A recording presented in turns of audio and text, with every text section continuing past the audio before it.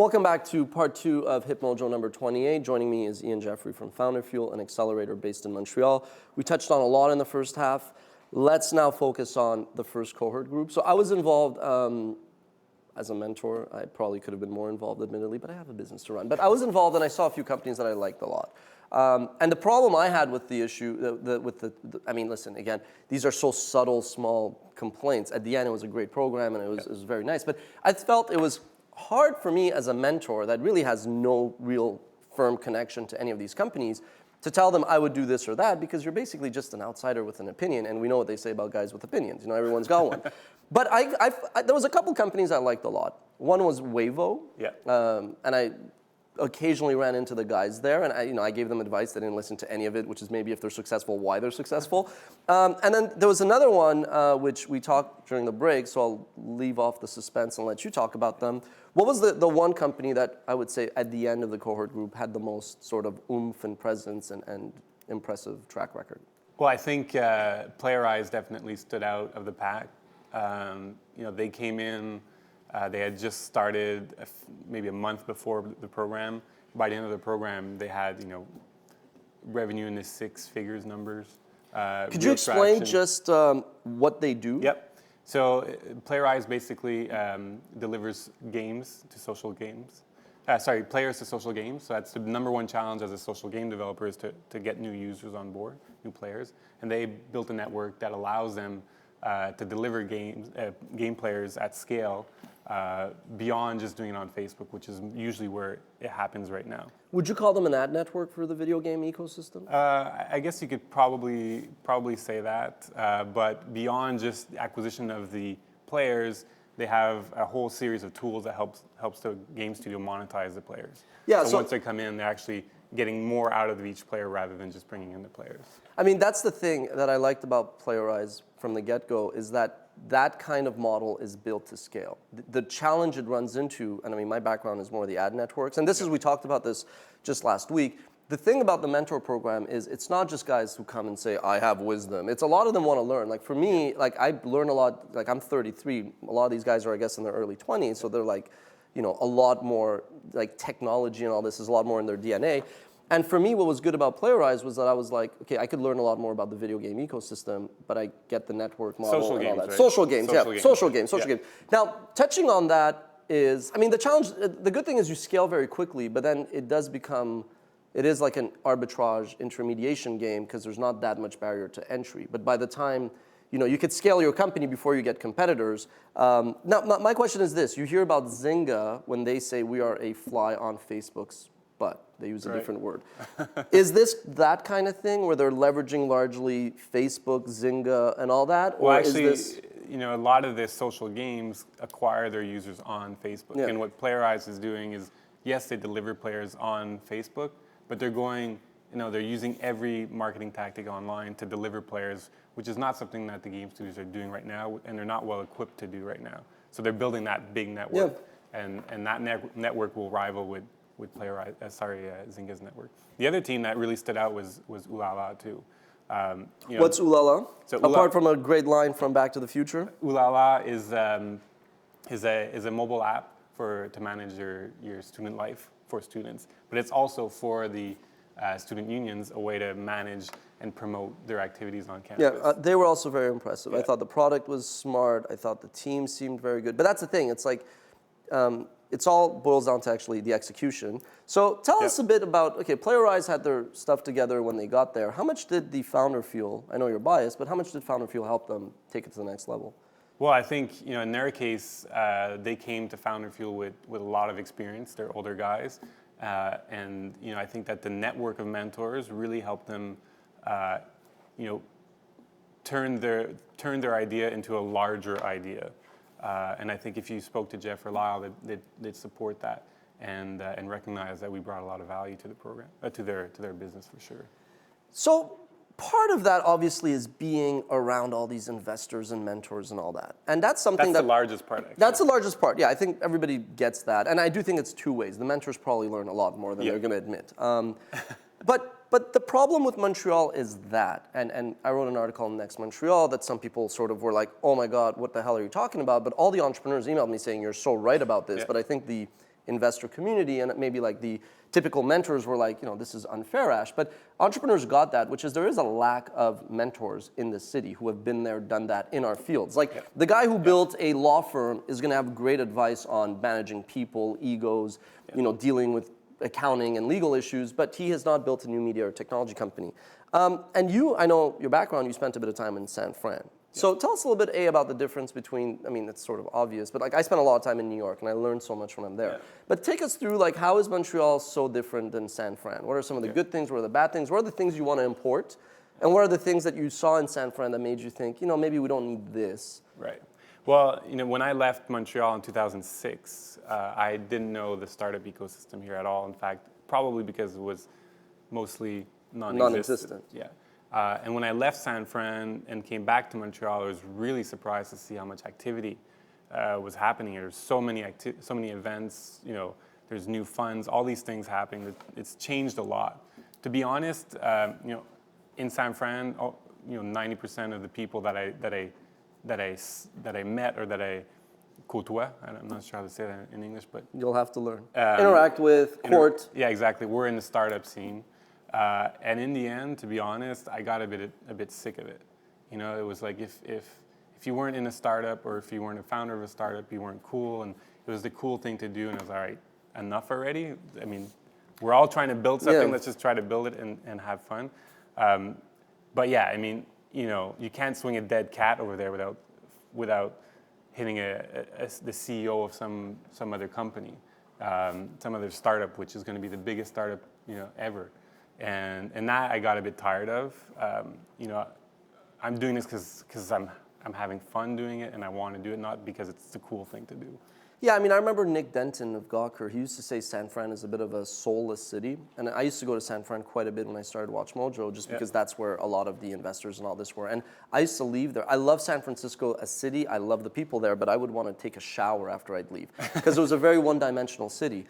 When I go to New York, the good thing is, as much as the tech and new media thing has taken off, you'll meet artists, you'll meet entertainers, you'll meet bankers if they're not, laid off. And it's just, there's so many successful people that nobody really cares in the grand scheme of things about the startup community. Yeah. And that's frankly what I like. The whole thing of going to certain coffee shops and you can't talk about your business in that coffee shop because you're paranoid that the guy next to you is going to steal your idea. All of that was enough in the end. But like you said, it is, there's tons of activity, tons of money, tons of people that can help you out.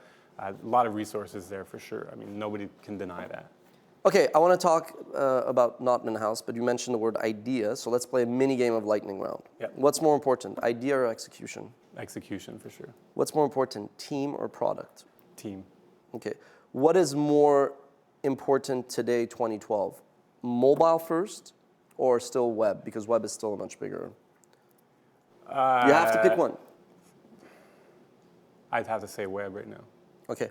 What is the number one mistake? Again, you could wear your Founder Fuel hat, but the views could be your own as a disclaimer. Yeah, they're my own. What is the number one mistake that entrepreneurs make when they talk to investors? They don't listen to the feedback. What is the number one mistake entrepreneurs make with regards to hiring? They hire too fast. Okay. Do you believe in the mantra of hire slow, fire fast? I'd say to 90% of that, I believe. Do you believe in the whole fail fast, pivot, lean startup mantra? Yes. How important is the revenue model early on, like for the first 6 months, year? Not that important. Okay, good stuff. Anything else to add in this sort of like soundbite advice for words of wisdom from Ian Jeffrey before we touch on Notman House? Words of wisdom. Put your shoes on one at a time, no? Execute. It's all about execution. All right, so last week we came and visited you at Notman House. So if you're in Montreal, okay, let's actually, before diving into Notman House, I get a lot of entrepreneurs who email me, and when they find out I'm in Montreal, they're like very Montreal curious. Because what happens, like when I'm in New York, I'll often go Monday to Friday or like whenever, but I'll come back a lot on like the Thursday or Friday flight in the evening from LaGuardia to Montreal. And there's all these couples, gay or straight, not that it matters, who are coming for like a weekend in Montreal. And they love it because for them it's like Europe, an hour flight, it's dirt cheap. So there's a lot of, and the other thing, of course, is everybody assumes we have like stripper poles in our office because they come here for their stags. We do, no? Of course, yeah. There's Look, one right there. there. There you go. We all Don't point to lie. the same one. It's not really a stripper pole. The point is, everybody likes Montreal. It's much cheaper. To give you an example, like, I don't want to say this because nobody wants to build a $1 billion business by focusing on the cost. It's obviously on the revenue, but like, we have a 2,000 square foot office. If you want to imagine where we are, imagine like a Chelsea or Soho area in New York, and imagine like an open space, like loft concept. We pay for a 2,000 square foot office, $2,000 a month. But Yeah. it has stripper poles. Okay, yeah, but my point is, it's so ridiculously cheap that if life is a marathon and it's a war of attrition, like, we can outlast any company, and that's great. Yeah. So everybody wants this idea of Montreal. Do you see you being in Montreal? Because is it easy to attract companies in Founder Fuel, or is it actually hard? And how much of that is because you're in Montreal? Because you guys don't really only draw from Montreal. No. And Real Ventures doesn't only invest in Montreal. I'm pretty sure they invest in it everywhere. No, I think there's definitely a draw to the city. People, like you said, it doesn't matter if you're in New York or if you're in the West Coast, and San Francisco or LA, you say you're from Montreal, people usually go, oh wow, I love Montreal. So there's definitely that draw. Of course, I mean, the ecosystem is not the ecosystem of New York or San Fran, but it's changed a lot. So we do open applications to anyone in the world. So it doesn't matter if you're from the US, Europe, or New Zealand. You're welcome to apply to Founder Fuel, and we'll definitely consider your application. But yeah, it is a bit more difficult. But that said, we get hundreds of applications every time. It's a difficult process to select our teams. It takes a lot of time, and no matter where you're from, we're not looking whether you're coming from the U.S. or coming from Canada. It doesn't matter where you're from. Okay, so now if you've ever been to Montreal, the grid is very straightforward. Basically, you guys have managed to identify this building that is very historic, that was there. Like, I've been in the city since I was like 5, and you always spotted this big ass mansion. It's an old mansion. It's an old mansion on the corner of Sherbrooke and St. Lawrence, Maine, which is really 2 of the key arteries. Yeah. It was an eyesore because nobody did anything with it. I guess it's a heritage building, so people couldn't just buy it and convert it into like a club or something, let's say. No. Okay, no, I guess that was the issue, because it would be an amazing club. So basically, tell us a little bit about Notman House, what it is, how it fits in the grand scheme of things. So Notman House is a co-working space that is managed by a foundation called the Osmo Foundation. People can rent a desk there or their offices there. So right now, Real Ventures and Founder Fuel were tenants in the building.